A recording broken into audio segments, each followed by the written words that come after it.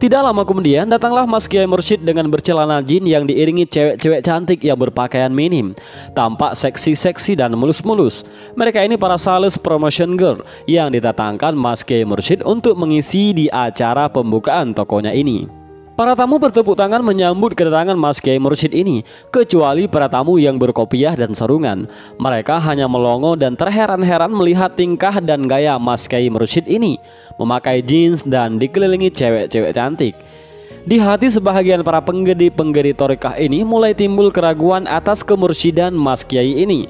Dan memang para penggedi-penggedi thorikah ini sebagian besar dulunya adalah murid abahnya. Setelah acara seremonial dimulai dan peresmian atas dibukanya toko onderdil ini sudah dilakukan, tibalah waktunya hiburan.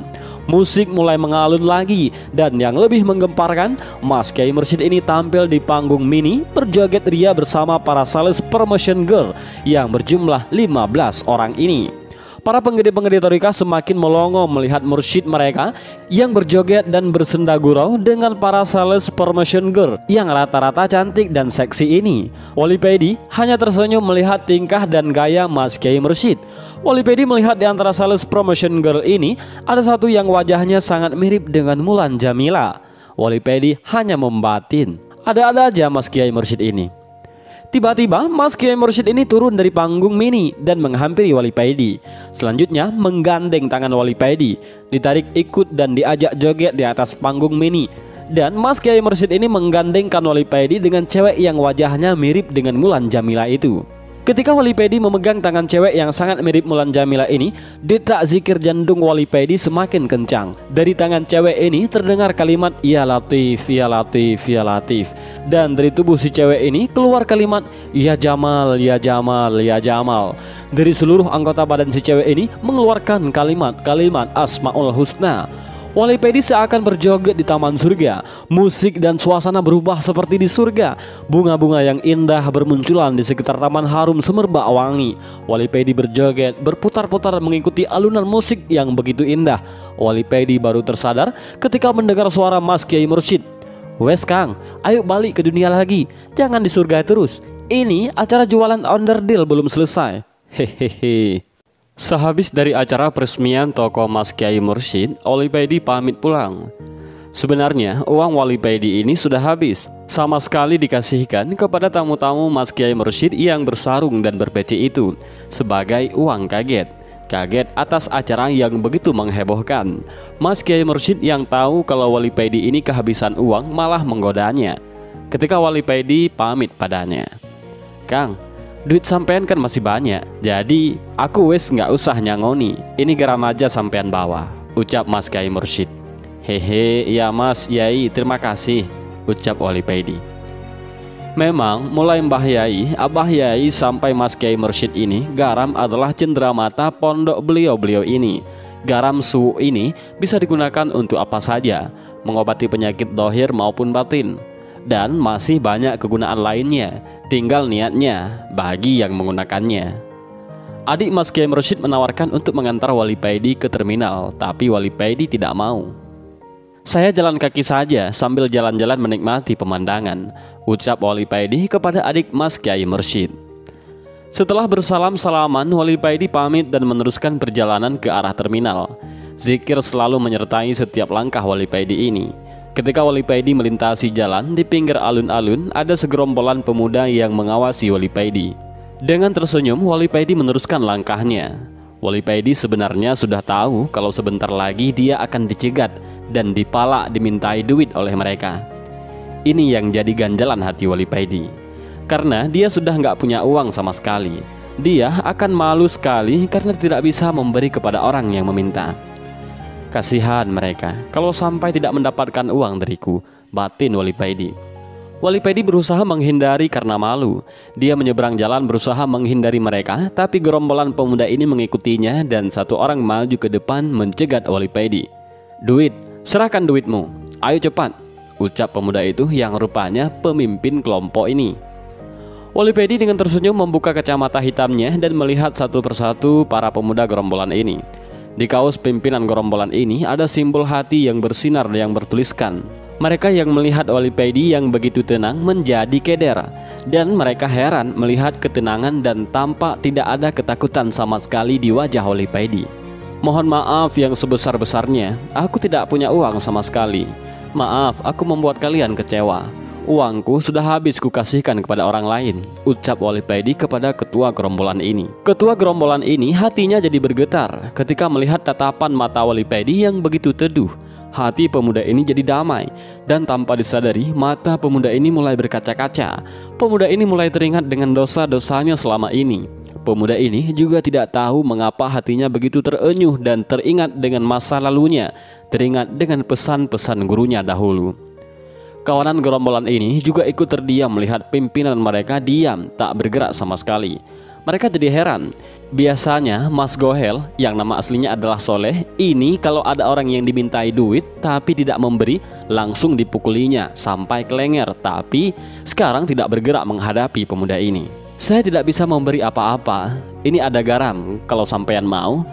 Katanya ibu sampean sekarang sakit, ucap Wali Paidi kepada pimpinan gerombolan ini yang ternyata bernama Gohel.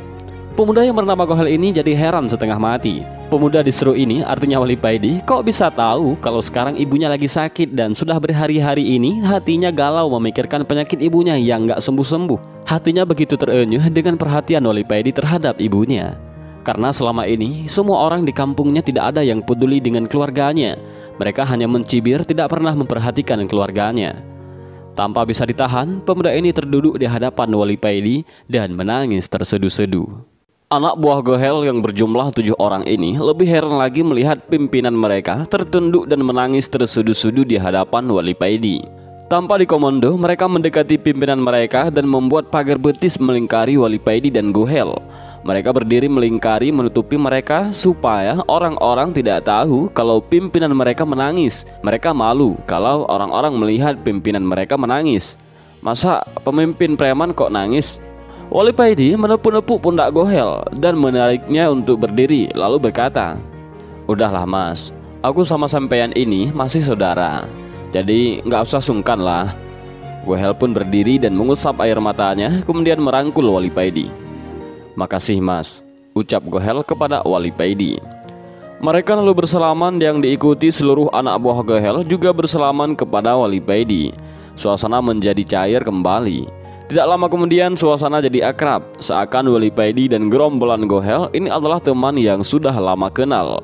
Karena Wali Paidi ini pintar mengeluarkan jok-jok segar yang membuat Gohel dan anak buahnya tertawa terpingkal-pingkal.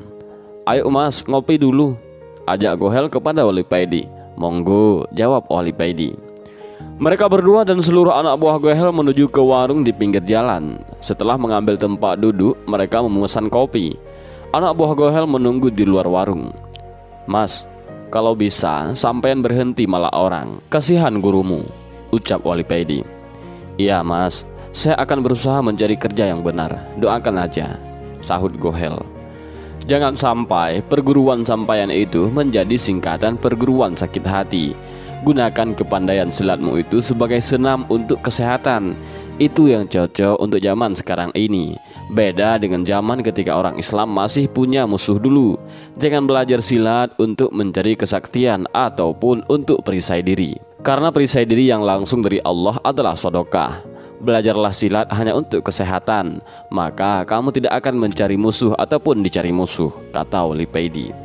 Sambil menyeruput kopinya, Wali Paidi berkata lagi kepada Gohel, "Kalau belajar silat untuk mencari kesaktian ataupun kekuatan, jadinya ya seperti ini. Sesama saudara seperguruan pun tawur. Tidak rela melihat perguruan lain unjuk kekuatan. Seperti kemarin terjadi penyerbuan terhadap konvoi perguruan Kerasakti yang diduga dilakukan oleh perguruan lain." "Iya mas, memang aku dulu belajar ilmu silat untuk mencari kesaktian ataupun kekuatan. Setelah lulus, aku bingung gimana cara melihat kalau aku ini sudah kuat. Akhirnya aku mencari gara-gara supaya punya musuh dan keterusan sampai jadi seperti sekarang ini," ucap Gohel sambil menunduk. Setelah mengobrol-ngobrol yang cukup lama, Gohel ini akhirnya terbuka hatinya, mengerti tentang apa arti hidup ini, mengerti manusia itu tinggal menjalankan peran dari Allah, mengerti akan dirinya berperan sebagai apa dan menjalankan sebaik-baiknya peran tersebut. Ada yang berperan sebagai ulama, guru, pedagang, petani, dan lain-lain. Hanya ketakwaan kepada Allah yang dinilai dari menjalankan peran tersebut. Terus sampean sekarang mau kemana? Tanya Gohel kepada Wali Paidi. Mau ke terminal, jawab Wali Paidi singkat. Hehe, maksudku tujuan sampaian dari terminal, tanya Gohel. Mau sowan kepada salah satu guruku, jawab Wali Paidi. Kalau begitu, mari saya antar, Gohel menawari Wali Paidi. Baiklah, ayo, ucap Wali Paidi. Gohel mendekati pemilik warung dan menanyakan habis berapa semuanya. Pemilik warung terdiam merasa heran dengan sikap Gohel, karena biasanya Gohel ini kalau makan minum di warungnya tidak pernah bayar. Pemilik warung tersebut sangat gembira dengan perubahan sikap Gohel ini. Udah gak usah bayar mas, anggap aja ini sebagai selamatan buat mas. Selamatan kalau sampeyan telah terlahir kembali. Mudah-mudahan tobat sampeyan ini sebagai tobatan nasuha, ucap pemilik warung kepada Gohel. Setelah mengucapkan terima kasih, Gohel mengantarkan Wali Paidi ke terminal. Dalam perjalanan, Gohel menanyakan perihal tentang orang-orang yang soleh yang diketahui Wali Paidi. Wali Paidi menceritakan dengan singkat perihal mereka, tentang sifat dan kelebihan para orang-orang soleh tersebut. Tidak begitu lama, akhirnya mereka sampailah di terminal. Gohel memanggil salah satu anak buahnya dan membisikkan sesuatu kepadanya. Lalu anak buahnya itu pergi. Jangan berangkat dulu mas, tunggu sebentar, kata Gohel kepada Wali Paidi. Tidak begitu lama, anak buah Gohel itu datang sambil menyerahkan sesuatu kepada Gohel. Lalu Gohel mendekati Wali Paidi dan menyerahkan sesuatu tersebut kepada Wali Paidi. Ini mas, tolong jangan ditolak, ucap Gohel kepada Wali Paidi. Ternyata sesuatu tersebut di dalamnya ada uang ribuan yang sebahagian sudah kumal, dan ada 2 ataupun 3 uang 5 ribuan. Wali Paidi terkejut ketika menerima uang dari Gohel tersebut. Jangan khawatir mas, itu bukan uang haram, itu uang sumbangan dari teman-teman, dan saya minta dengan sangat jangan ditolak, jelas Gohel kepada Wali Paidi. Wali Paidi menerima pemberian Gohel tersebut. Setelah bersalaman, Wali Paidi naik ke atas bus. Masih banyak bangku yang kosong. Wali Paidi mencari tempat yang enak buat duduk. Akhirnya Wali Paidi memilih tempat yang di tengah. Setelah bus baru berjalan, tampak pedagang rokok naik ke atas bus menjajakan dagangannya. Ketika Wali Paidi hendak memanggilnya, si pedagang rokok tersebut sudah menghampiri Wali Paidi dan menyerahkan sebungkus rokok Jisamsu dan berkata, "Ini pemberian dari Mas Gohel sebagai rasa terima kasih." Begitu juga dengan pedagang-pedagang yang lain. Di dalam perjalanan, mereka semua mengasihkan satu barang dagangannya kepada Wali Paidi atas nama Gohel. Mulai penjual minuman sampai penjual kacang. Bahkan penjual bolpen 2000 dapat 3 juga menyerahkan bolpennya atas nama rasa terima kasih Gohel kepada Wali Paidi. Ketika Wali Paidi mau membayar karcis bus, Pak Kondektur juga membebaskan Wali Paidi atas nama Gohel juga. Wali Paidi hanya geleng-geleng kepalanya. Gendeng, soleh ini. Batin Wali Paidi tersenyum sambil teringat wajah Gohel sekitar 2 jam perjalanan. Wali Paidi akhirnya sampai di sebuah kota yang dulunya adalah sebuah wilayah kerajaan Majapahit. Wali Paidi turun sambil membawa satu kresek besar yang berisi minuman dan makanan ringan pemberian dari pedagang-pedagang asongan di atas bus. Baru melangkah turun dari bus, Wali Paidi langsung dihampiri seorang gila yang berambut gimbal. Orang gila tersebut langsung menarik-narik tas kresek Wali Paidi. "Di Paidi, sini minuman dan makanan ini punyaku," ucap orang gila tersebut, lalu ngeloyongor pergi. Wali Paidi membiarkan saja tas kreseknya tersebut, dan dia hanya terus mengikuti orang gila tersebut karena dia penasaran. Orang gila ini kok tahu namanya? Terlihat di sudut terminal, orang gila ini tertawa-tawa menikmati makanan dan minuman hasil rampasannya. Wali Paidi berjalan perlahan mendekati orang gila tersebut. Dan kira-kira setelah jarak Wali Paidi dan orang gila itu beranjak 10 meteran, orang gila tersebut berkata dengan masih makan dan minum, "Gak usah heran Di, orang yang dekat dengan Tuhannya apa yang tidak diketahui di muka bumi ini. Yang diketahui Gusti Allah juga diketahui oleh para kekasihnya. Apalagi namamu terkenal di langit sana.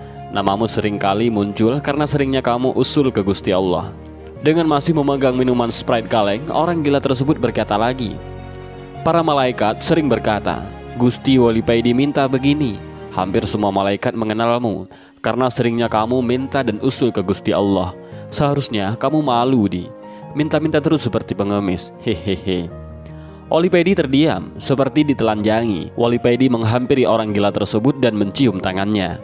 Ketika Wali Pedi memegang tangannya, Wali Pedi kaget karena tangan orang gila ini bagaikan tidak ada tulangnya, terasa halus, begitu lembut dan berbau sangat wangi.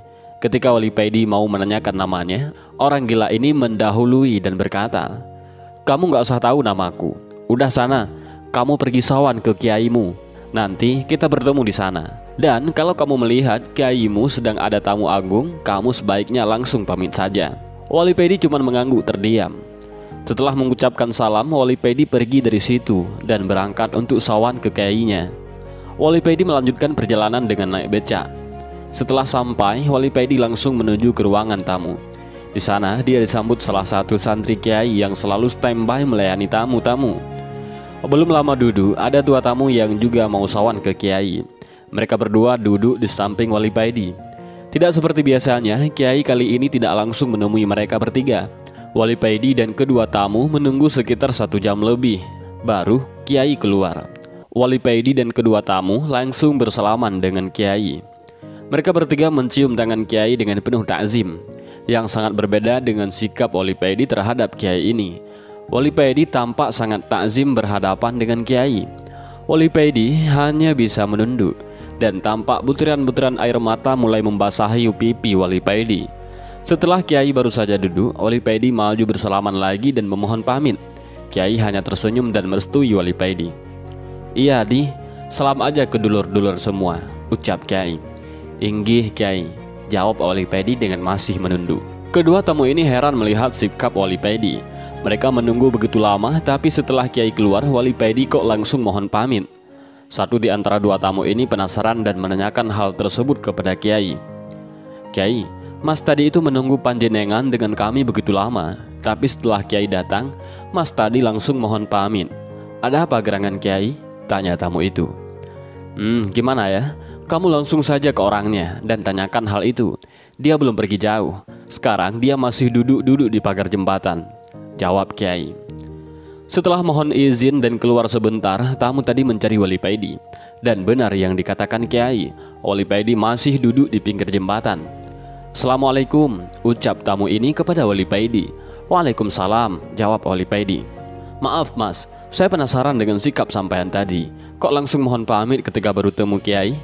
tanya tamu itu dengan penasarannya. Gimana tidak langsung mohon pamit Kang? Wong di samping kanan kiai ada baginda Rasul dan di samping kiri kiai ada Nabiullah Khidir. Apa yang mau saya omongkan kalau mereka berdua hadir di samping kanan dan kiri kiai?" jawab Wali Pedi dengan mata berkaca-kaca. Oh, ganti si tamu jadi heran dan melongo. Beliau sehabis tahlil bersama dalam rangka memperingati Haul Gus Dur yang kedua. Wali Pedi bersama warga berkumpul bareng ngopi bersama-sama. Mereka saling berkelompok 3-4 orang membicarakan dan mengenang Gus Dur, dan diselingi adu argumen mengenai apa rahasia di balik sepak terjang Gus Dur di masa lalu. Wali Pedi tersenyum-senyum melihat tingkah laku mereka. Wali Pedi sendiri duduk bersama 4 orang dengan 1 cangkir kopi besar berada di tengah. Mereka berlima joinan bersama-sama, indah dan rukun sekali. Pak Ijo, tetangga Wali Pedi, mulai membuka pembicaraan dengan bertanya kepada Wali Pedi. "Kang, menurut sampean gimana Gus Dur selama jadi presiden yang cuma sebentar itu?" "Sebelum kita membahas tentang itu semua, alangkah baiknya kita mengulas lagi sejarah sebelum Gus Dur jadi presiden," jawab Wali Pedi. "Wah, sip iki Kang, gimana ceritanya?" kata teman-teman yang lain. "Dulu ada seorang kiai di daerah Blitar namanya Kiai Rohimi. Beliau ini ahli istikharah. Banyak sekali kiai yang sowan kepada Kiai Rohimi ini guna menanyakan apa makna isyarah yang diterima. Dan Kiai Rohimi ini bisa menafsiri isyarah-isyarah yang ditanyakan kepadanya, dan semuanya tidak pernah meleset, hampir 100% mendekati kebenaran. Kehidupan sehari-hari beliau adalah sebagai petani desa yang sangat sederhana. Tiap pagi beliau diantar cucunya pergi ke sawah dengan naik sepeda ontel. Biasanya para tamu yang mau sowan kepadanya menunggunya di depan rumah, menunggu beliau pulang. Dan di dalam rumah yang berdinding kayu jati itulah Kiai Rohimi menerima para tamunya. Di dalam rumah Kiai Rohimi ada sebuah kamar khusus yang disediakan untuk Gus Dur kalau berkunjung ke situ dan menginap. Gus Dur sebelum jadi presiden telah banyak menerima isyarah-isyarah dan menanyakan kepada Kiai Rohimi apa makna isyarah-isyarah yang dia terima. "Kang, Kiai Rohimi ini tingkatannya lebih tinggi daripada Gus Dur ya." Sampai Gus Dur sendiri minta tolong untuk menafsiri isyarah yang beliau terima, ucap Pak Ejo kepada Wali Paidi. "Tidak mesti begitu. Kamu tahu Pak Ridwan tetangga kita yang jadi dosen di salah satu universitas terkenal itu?" tanya Wali Paidi. "Iya, saya tahu Kang," jawab Pak Ijo. "Ketika ban mobilnya bocor, apa Pak Ridwan menambal ban mobilnya sendiri?" tanya Wali Paidi lagi. "Tidak Kang, Pak Ridwan jelas nggak bisa. Ban itu kan ditambalkan di tukang tampal ban," jawab Pak Ijo. "Dengan seperti itu, apa tingkatan tukang tampal ban itu lebih tinggi daripada tingkatan Pak Ridwan yang dosen itu?" tanya Wali Paidi sekali lagi. "Ya, tentu tidaklah Kang," jawab Pak Ijo yang mulai mengerti. Begitulah apa yang terjadi di antara Gus Dur dan Kiai Rohimi ini. Tidak bisa jadi acuan siapa lebih tinggi tingkatannya, jelas Wali Paidi. Wali Paidi menyedot rokok Ji Samsunya dan menyeruput kopi sedikit lalu melanjutkan ceritanya. "Sampeyan akan jadi orang nomor 1 di Indonesia, tapi hanya sebentar," ucap Kiai Rohimi kepada Gus Dur yang menafsiri isyarah yang diterima oleh Gus Dur. "Berapa lama Kiai?" tanya Gus Dur. "Tidak sampai 3 tahun," jawab Kiai Rohimi. "Tugas yang sangat berat," ucap Gus Dur tanpa memperdulikan lama jabatannya. "Iya, ini memang tugas yang sangat berat Gus, dan sampeyan akan diturunkan oleh rakyat sampeyan sendiri," kata Kiai Rohimi.